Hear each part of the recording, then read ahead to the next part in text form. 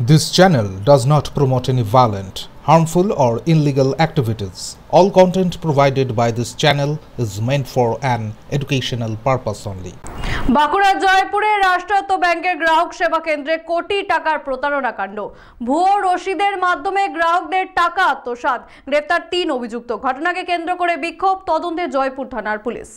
বাঁকুড়া জয়পুর ব্লকের গোপালনগর গ্রামে রাষ্ট্রায়ত্ত ব্যাংকের একটি গ্রাহক সেবা কেন্দ্রে কয়েকশো গ্রাহকের কোটি টাকার প্রতারণার অভিযোগে চাঞ্চল্য। অভিযোগ, ওই কেন্দ্রের কর্মকর্তারা গ্রাহক ও স্বনির্ভর গোষ্ঠীর মহিলাদের জমা টাকার ভুয়ো রসিদ দিয়ে অর্থ আত্মসাৎ করেছেন। ঘটনাটি প্রকাশ্যে আসতেই এলাকায় ক্ষোভ ছড়িয়ে পড়ে। প্রতারিত গ্রাহকেরা আজ সোমবার জয়পুরের ব্যাংক শাখায় বিক্ষোভে ফেটে পড়েন। পরিস্থিতি সামাল দিতে পুলিশ গেলে তাদের ঘিরেও বিক্ষোভ হয়। জয়পুর থানার পুলিশ ইতিমধ্যেই অভিযুক্ত 3 জন গ্রাহক সেবা কেন্দ্র পরিচালককে গ্রেপ্তার করে বিষ্ণুপুর মহকুমা আদালতে পেশ করেছে। আমরা 3.5 লাখ টাকা লোন দিয়েছিলাম, লোনটা পরে শোধ করেছিলাম গোপালনগর শাখাতে পাঞ্জাব ব্যাংকে।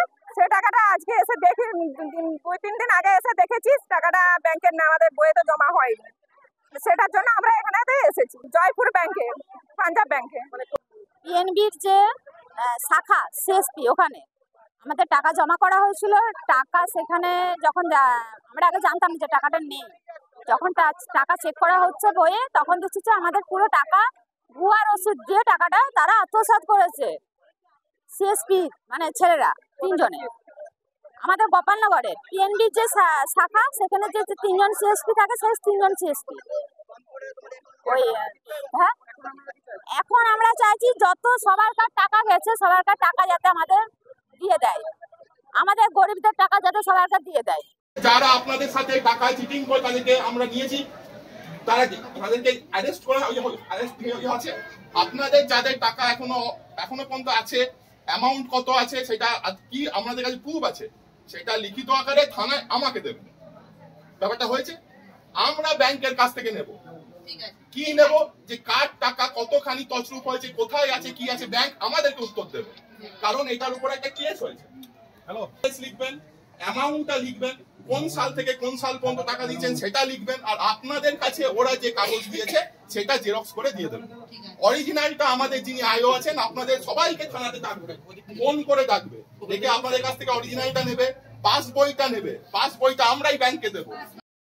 আমাদের পেনশন পেমেন্ট চলছে, এরকম কাজ করবেন না, পেনশন পেমেন্ট করতে পারবো না, লাইফ সার্টিফিকেট দিতে পারবো। বলছি উনারা যে অভিযোগ করছেন সিএসসি গ্রাহক পরিষেবা কেন্দ্র থেকে উনাদের টাকা জমা হয়নি, টাকাগুলো কোথায় গেল? উনাদের এই কথা বলছি তো, আমার অথরিটি কিছু নেই।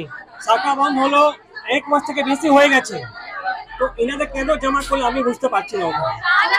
না, উনাদের অভিযোগ, উনারা যদি গ্রাহক পরিষেবা কেন্দ্রে টাকা জমা দেওয়ার পর সেই টাকা যদি ব্যাংকে জমা না দেওয়া হয়, তাহলে ব্যাংকে কোথায়, ওখানে সিস্টেম কি আছে, টাকা জমা করবে, তারপরে নেক্সট আপডেট করবে পাসবুকে, করলো ইনাদের। উনারা তো আপনাদের কাছে এসেছিলেন, আপনারা তো কোনো করেননি না, আমাদের ডেইলি আপডেট হচ্ছে। আর এই কেস তো 1 মাস আগে চালু হয়েছে, তারপরে সব লোক আসছে। তাহলে সিএসসি গুলো কি জন্য আছে? আর আমি বেশি কথা বলতে পারবো না। ব্রাঞ্চের আসলে, সার্কেল অফিসের হেড লোক আসলে তারপরে আপনাদের